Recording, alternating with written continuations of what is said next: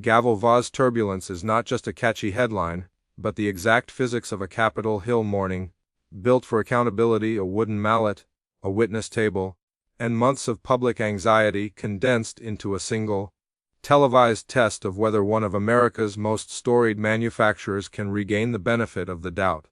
The hearing opens on Wednesday, April 2, 2025, in the Senate Commerce, Science, and Transportation Committee, now chaired by Senator Ted Cruz. The agenda is explicit. Safety first: restoring Boeing's status as a great American manufacturer. And the premise is unavoidable. After a catastrophic quality failure tore a hole in a passenger jet, Congress and the country want to know if Boeing's fixes are real, measurable, and permanent.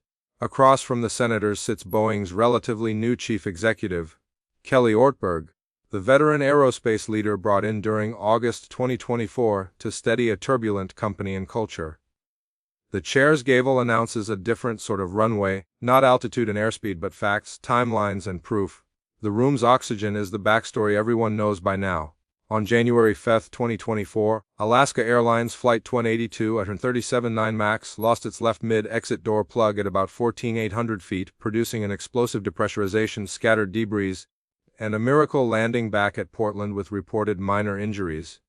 But the sort of near miss that reorders public trust for years. Investigators quickly focused on the most basic of safeguards: the door plug's retaining bolts. In the weeks that followed, preliminary findings pointed to missing fasteners, a failure so elemental that it jarred even seasoned observers, and prompted regulators to ground and inspect aircraft, to audit production lines, and to slow the pace at which new jets could be delivered. The FAA's posture hardened: no expansion of the MAX program until quality systems earned it, production capped around 38 per month, oversight that moved upstream into factories and suppliers, scrutiny that might outlast headlines by design. Ortberg's testimony arrives, then, with the gravity of history as well as the urgency of now. Boeing is not only answering for the shocking Alaska incident, it is also living under the shadow of the earlier 737 MAX tragedies in 2018 and 2019 that already produced a criminal deferred prosecution agreement, billions in penalties and compensation, and a promise of cultural change. Senators from both parties understand that each new safety lapse isn't just a discrete event, it's a referendum on whether the company truly learned. Viewers at home sense the same need. If bolts can go missing on a pressurized airframe and nobody catches it, what else can go wrong when schedule, cost, and paperwork each tug their own direction? That is why the hearing's framing matters. Restoring status implies it was lost, safety first implies that, at times, it wasn't. As the cameras find Cruz, the dais, and then Ortberg, the roles are clear. The committee must test words against records. The CEO must translate pledges into process. And the public wants more than contrition: a plan with checkpoints, a calendar with consequences, and metrics that can't be massaged. Each senator's 5 minutes becomes a stress test of a system that failed at the simplest level, keeping a plug in a hole, and of a company that, for a century, made flight feel routine. The tension in the title is the tension in the room, the gavel's demand for verifiable order colliding with the lingering turbulence of lost confidence. The point today is not spectacle, it's whether Boeing can show that the next traveler boards a jet protected by controls that catch what culture, habit, or haste might miss. That is the runway this hearing clears: the difference between promises and proofs, between temporary fixes and audited discipline, between damage control and a durable safety renaissance. The country has seen enough highlight reels of outrage. What it asks, through its elected questioners, is a slower video, frame by frame, of how error will be trapped before it turns into headlines again. And so the gavel comes down, not to silence, but to structure, to the order that lets facts breathe, timelines harden, and trust, if it is to return, be earned in public view. The questioning arc that follows is less courtroom drama than systems audit, and its logic is simply confirm the facts that created the crisis, chart every corrective step already taken, and pin down the steps that still need dates, owners, and outside verification. Senators begin by anchoring the record in what is no longer in dispute. The January 2024 event was not a mystery of rare physics. It was a failure of basic assembly discipline. Federal investigators have documented that fasteners, meant to prevent the mid-exit door plug from departing the fuselage, were absent when Alaska 1282 took off. The resulting blowout was survivable only because of pilot skill, cabin crew composure, and a luck that Congress refuses to make part of any safety plan. That baseline allows the panel to segue to oversight, what the FAA did immediately and what it still requires. Production remains bounded by regulators who have chosen, prudently, to condition rate increases on visible, sustained improvements on the line and in supplier controls. Audits, embedded inspectors, and a bias for caution replaced any prior deference to paper assurances. With those stakes lit, senators press Ortberg for the texture behind his public commitments. The committee heard in prepared remarks and earlier statements that Boeing has oriented its turnaround around safety first. But an airplane is a chain of handoffs. Design, parts, documentation, installation, inspection. And so the questions drill into each link. How are travelers protected from undocumented rework? How are mechanics shielded from schedule pressure that turns temporary fixes into latent defects? How are suppliers, especially Spirit Aerosystems, which builds fuselages and critical structures, measured and held to the same standard, with data that reaches the FAA without filters? What about configuration control, torque verification, and sign-offs that tie a named person's responsibility to each safety critical fastener before any closeout can happen? How often will process audits be unannounced? Will findings and corrective actions be published in a way that engineers, unions, and airlines can cross-check? And how will Boeing prove that learned lessons outlast news cycles and leadership changes? Ortberg's responses, tempered by his short tenure but inescapable in their candor, acknowledge serious missteps and sketch a reform plan built around manufacturing basics. Clean workmanship standards, verified training, layered inspections, digital traceability for parts and rework, and a cultural reset that rewards stop work authority as a badge of care, not a threat to careers. The chair and members do not dismiss those steps. They classify them as necessary but not sufficient. Necessary because they align with what independent voices have urged. Not sufficient because history shows how institutional gravity can pull even good plans off course unless the incentives change. That is why senators keep returning to governance and independence. Who in Boeing's structure carries a veto when a station's metrics show an uptick in defects? Or when a supplier's yield slips? How does the new CEO's compensation and the board's oversight prioritize safety metrics that can't be gamed? Where exactly do victims' families, line mechanics, and independent monitors plug into the feedback loop so that soft signals reach decision makers before hard failures? The exchange is at its strongest when it resists applause lines and stays on diagnostics, the specific skills matrix for critical stations, the cadence of FAA joint inspections, the thresholds that automatically slow or stop lines, the transparency that lets airlines, Boeing's customers and passengers' guardians, see the same dashboards the company sees. If safety first is to be more than a poster, it must survive contact with cost and calendar. Today's record builds a yardstick the public can use 6 and 12 months from now. And the context beyond this hearing keeps the pressure high. Boeing's accountability problems did not begin with Alaska 1282. The company is still living under the legal and moral aftermath of the 2018 and 2019 MAX disasters, the deferred prosecution agreement that followed, and subsequent court fights that reopened questions about whether promises to DOJ were kept. In that light, Cruz's committee is not merely evaluating a quality program, but weighing whether the company's governance has learned to elevate engineering judgment over expediency in a way that regulators, prosecutors, and, most importantly, passengers will recognize without being asked. The term, restore, becomes a kind of metric itself, restored when independent investigators confirm fewer escapes and cleaner documentation, restored when the FAA relaxes caps because evidence, not optimism, demands it, restored when the traveling public no longer needs to look up an airframe's build date before booking a ticket. In a culture impatient for closure, the hearing refuses to provide it. Instead, it supplies a ledger, actions logged, deadlines promised, oversight assigned, against which Boeing's future can be judged in weeks and quarters, not just during one long morning in Washington. The gavel has done its work, not a soundbite, but a scaffold sturdy enough to hold the only verdict that matters. Whether the planes are safe because the process is safe, every day, whether anyone is watching or not.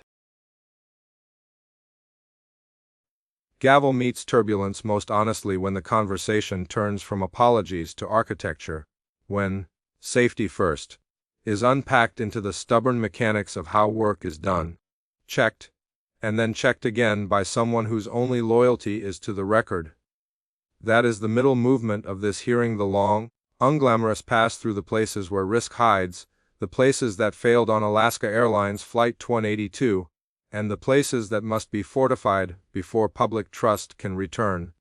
The narrator situates the cameras down the dais from the chair, a bipartisan line of senators who, whatever their political instincts, share a traveler's stake in what happens next. At the witness table, a CEO who accepted this job in August 2024, knowing that credibility would have to be earned with data points, not declarations. The questions are granular by design.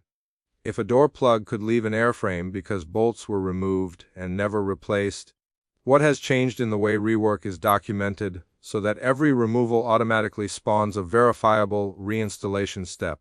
If a quality lapse could survive to wheels up, what barriers now exist?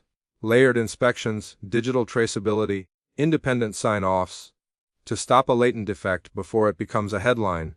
If the supply chain and final assembly line both touch safety critical parts, what no-pass criteria now apply to incoming components, and how are they enforced without being negotiated away by schedule pressure? When an engineer or mechanic hits the stop work button, who has to sign to restart, and what exactly is reviewed?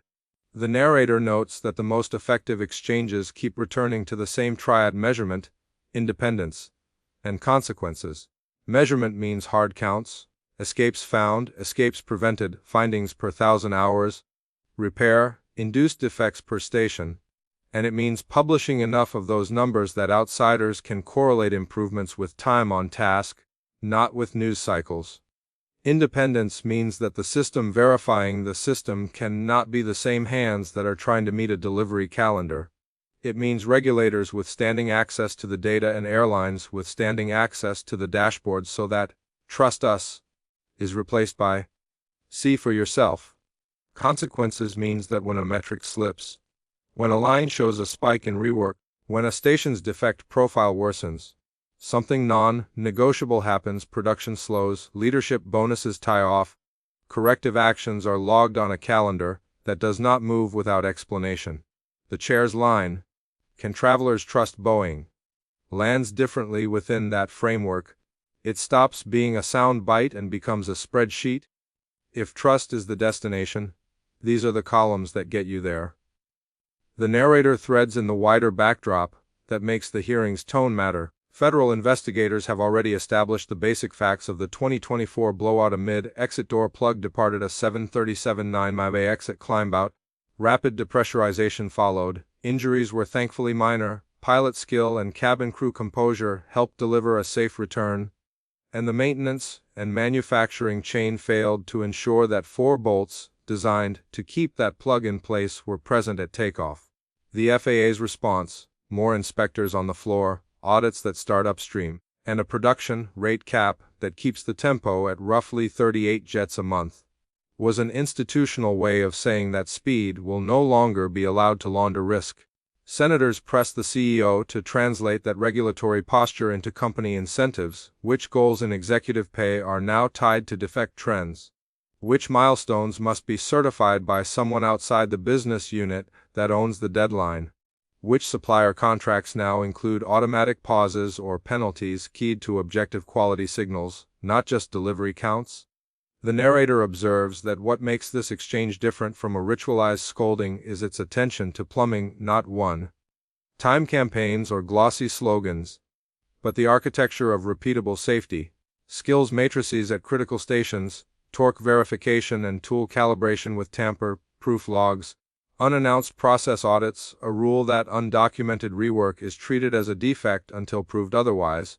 A standing invitation for regulators and airline customers to sit in the room when nonconformances are traced and when corrective actions are assigned. From there, the dialogue inevitably widens to accountability beyond the factory. Boeing's past with the MAX, two tragedies in 2018 and 2019, a criminal case, and then a negotiated resolution, still shapes public suspicion.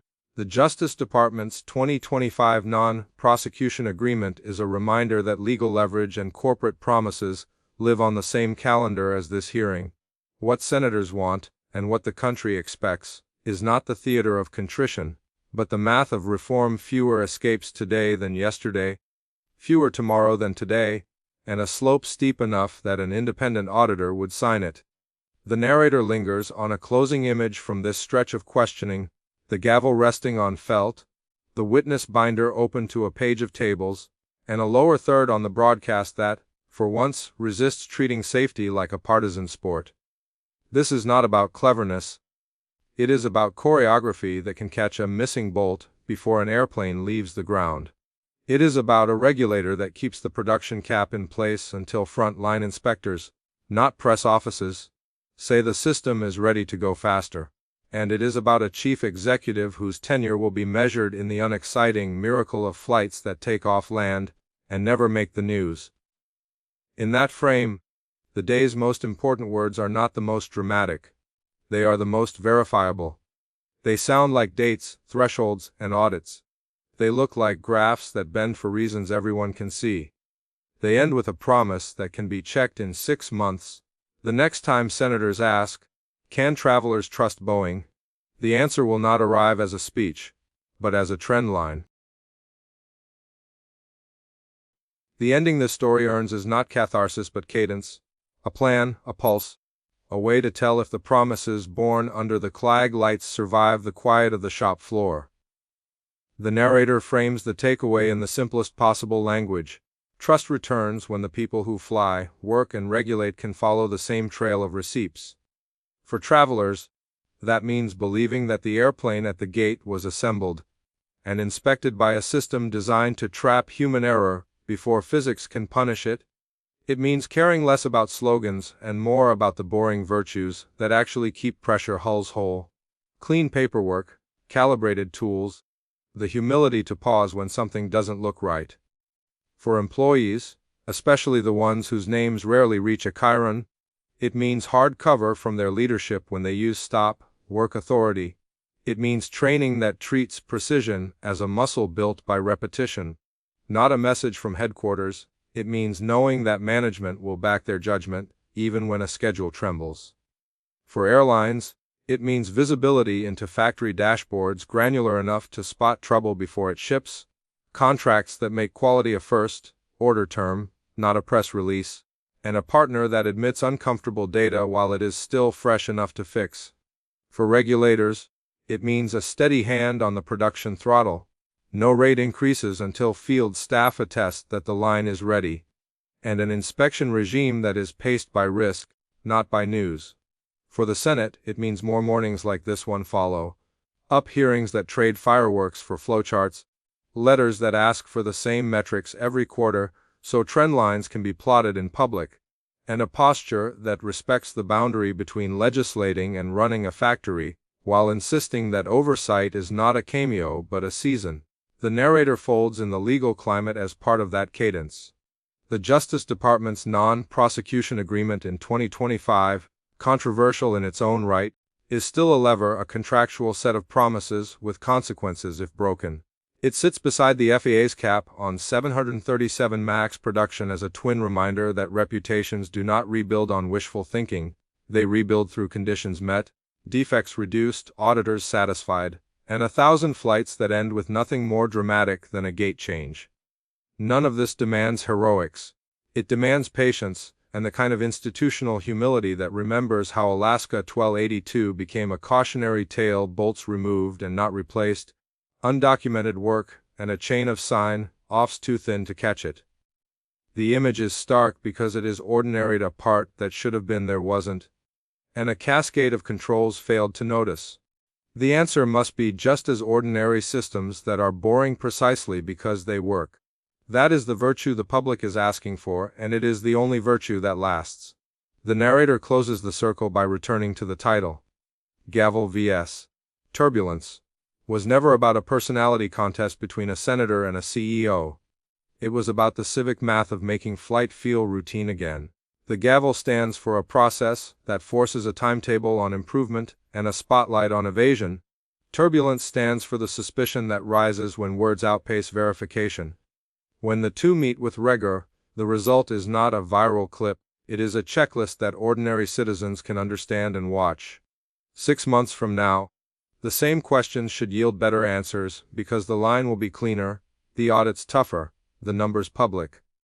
A year from now, the FAA can decide based on inspector-level evidence, not pressure, whether the production cap has done its work and can be eased without inviting the old habits back in. The cultural work is slower and deeper, teaching everyone from intern to executive that safety is not a department. It is the way every department works. Teaching customers and investors that a manufacturing renaissance looks, at first, like restraint. Teaching the public that no news is the best headline aviation can have. The narrator resists the temptation to conjure a bow. This is not a story that ends, it is a story that is maintained.